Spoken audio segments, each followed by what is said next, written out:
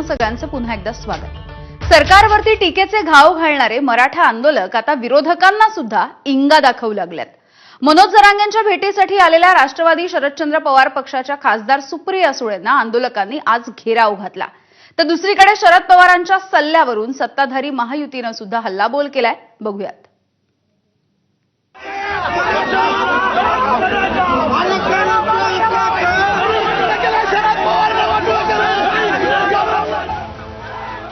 मनोज जरांगेंच्या आंदोलनाच्या तिसऱ्या दिवशी सुप्रिया सुळेंना आंदोलकांनी घेराव घातला। त्यांच्या गाडीवर बाटल्याही फेकल्याची माहिती समोर येते।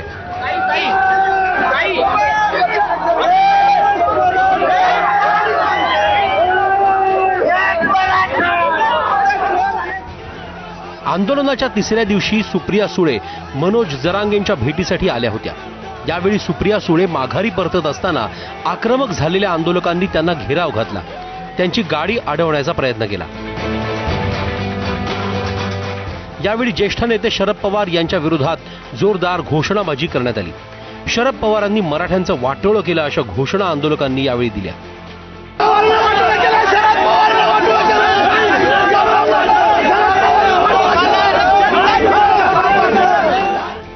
सुळे जरांगेंच्या भेटीसाठी व्यासपीठावर आले असतानाही जरांगेंनी त्यांच्याशी चर्चा केली नाही।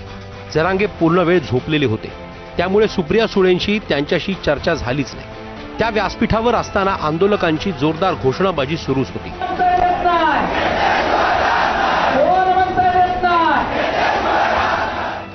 विरोध नसेल तर माननीय मुख्यमंत्र्यांनी तातडीने कॅबिनेटमध्ये निर्णय घ्यावा आणि गरज पडली जर काही करायचं असेल कॉन्स्टिट्यूशन अमेंडमेंट वगैरे तर तातडीने त्यांनी एक असेंब्लीला उद्या बोलवावी। काय अडचण आहे?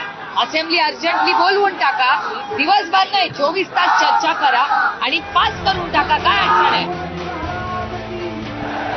तर माणुसकीच्या नात्याने सुप्रिया सुळेंनी विचारपूस केली। आंदोलकांनी गाडी अडवणं चुकीचं असल्याचं मविया नेत्यांनी म्हटलंय। आपल्या हक्काची बहीण आपल्या घरी आलेली आहे, तिला प्रश्न विचारण्याचं धारिष्ठ यांनी दाखवलं आणि बहिणी गाडीतनं उतरून जाऊन त्यांना भेटली।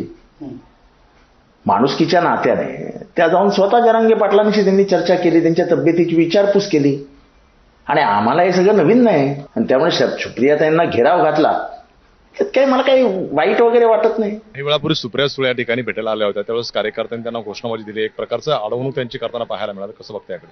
मला वाटतं आंदोलनाच्या ठिकाणी आलेल्या लोकांना कोणी अडवलं नाही पाहिजे, त्यांच्या भूमिका समजून घेतल्या पाहिजे, ते पाठिंबा द्यायला येतात असं मला तरी वाटतं। मला वाटतं आंदोलनाच्या ठिकाणी आलेल्या लोकांना कोणी अडवलं नाही पाहिजे, त्यांच्या भूमिका समजून घेतल्या पाहिजे, ते पाठिंबा द्यायला येतात असं मला तरी वाटतं। सुप्रिया सुळेंनी मनोज जरांगेंची भेट घेतली, यावरून ओबीसी नेते प्रकाश शेंडगे यांनी पवारांवर निशाणा साधलाय। एकीकडे ओबीसी मंडल आयोग लागू करतात, दुसरीकडे मनोज जरांगेंच्या आंदोलनाला पाठिंबा देण्यासाठी मंचावर जातात। म्हणजे शरद पवारांचा जरांगेंना पाठिंबा आहे का, असा थेट सवाल प्रकाश शेंडगेंनी केलाय। ज्या ओबीसीच्या आरक्षणाचं 3 तेरा वाजवण्यासाठी ओबीसीतूनच आरक्षण महाराष्ट्रामध्ये दिलं गेलं पाहिजे, या मागणीसाठी जरांगे पाटील त्या ठिकाणी बसले असताना त्या मागणीला पाठिंबा देण्यासाठी सुप्रियाताई त्या ठिकाणी जातात, याच्यावरती माझा आक्षेप आहे। सुप्रियाताईंनी जायला नको होतं आणि पवारसाहेबांना विचारून जायला पाहिजे होतं। पवारसाहेबांची परवानगी घेतली होती का? पवारसाहेबांनी मान्य आहे का की जी जरांगेची मागणी जी आहे तिला पवारसाहेब पाठिंबा आहे का? दरम्यान शरद पवारांनी शनिवारी अहिल्यानगरमध्ये आरक्षणाच्या मुद्द्यावर केलेलं भाष्य महत्वाचं आहे। घटनेत बदल करण्याची भूमिका घेतली तरच आरक्षणाचा प्रश्न सुटू शकतो, असं पवार म्हणाले। सरकारने याच्यात निर्णय घ्यावा लागेल। जर 72% आरक्षण तामिळनाडूमध्ये राहू शकतं तर वेळप्रसंगी घटनेमध्ये दुरुस्ती करून सुद्धा हे आरक्षणाचा हा जो तेढा आहे, हा सोडवण्याच्या संबंधीचा निकाल हा संसदेमध्ये घेतला पाहिजे। पवारांच्या या वक्तव्यावरून आता सत्ताधारी महायुतीने टोलेबाजी सुरू केली। पवार सत्तेत असताना त्यांनीच हे प्रयत्न का केले नाहीत, असा सवाल करण्यात आलाय। पवार साहेब खूप सिनियर लीडर आहेत, ते परिपक्व नेते आहेत, त्यांनी मुख्यमंत्री पद भोगलेलं आहे, त्यांनी केंद्रामध्ये देखील केंद्रीय मंत्री म्हणून काम केलेलं आहे। मग इतक्या वर्षामध्ये त्यांनी हा विचार का नाही केला, हा माझा सवाल आहे। त्यांनी हा विचार करून तो निर्णय घ्यायला पाहिजे होता. यापूर्वी देखील सरकार कुणाची होती, काँग्रेसची होती आपल्याला माहित आहे. इकडेही होते तिकडेही होते. मला शरद पवारांचं नेहमी आश्चर्य वाटतं की ते राज्याचे 4 वेळा मुख्यमंत्री होते. मग 94 साली मंडल आयोगाची अंमलबजावणी करताना त्यांच्या हे काय लक्षात आलं नाही की आपण त्यावेळी मराठा समाज अंतर्भाव करा म्हणून. 10 वर्ष केंद्रामध्ये मंत्री होते. त्यावेळी केंद्रामध्ये युपीचं सरकार होतं, राज्यामध्ये युपीचं सरकार होतं. 10 वर्ष त्यांना समजलं नाही का, लक्षात आलं नाही का त्यांना की घटनेत बदल करून देऊ शकतो आपण. हे जे काही सूचना करतात ना, हे सगळेजण अनेक काळ सरकारमध्ये होते, 10 वर्ष होते. त्याच्यामुळं उगीच त्या खोल्यात आम्हाला जायला लावू नका. सगळे वंदनीय, पूजनीय, आदरणीय मान्यवर आहेत. त्याच्यावर मला त्याबद्दल खोलात जायचं नाही. तमिळनाडूचा विषय हा 89चा आहे. त्याच्या आधी एकदा मुख्यमंत्री होते शरद पवार, त्यानंतर 3दा होते. केंद्रात सरकार 15-15 वर्ष होतं, राज्यात सरकार 10 वर्ष होतं. तुम्ही काय नाही केलं आणि आता शहाणपणे शिकवता लोकांना. पवारांचं आयुष्यभर राजकारण धकवण्यामध्ये झालं. मी ग्रामीण माणूस असल्यामुळे ग्रामीण शब्दात धकवणं म्हणजे काय, आजचा दिवस काढून घ्या.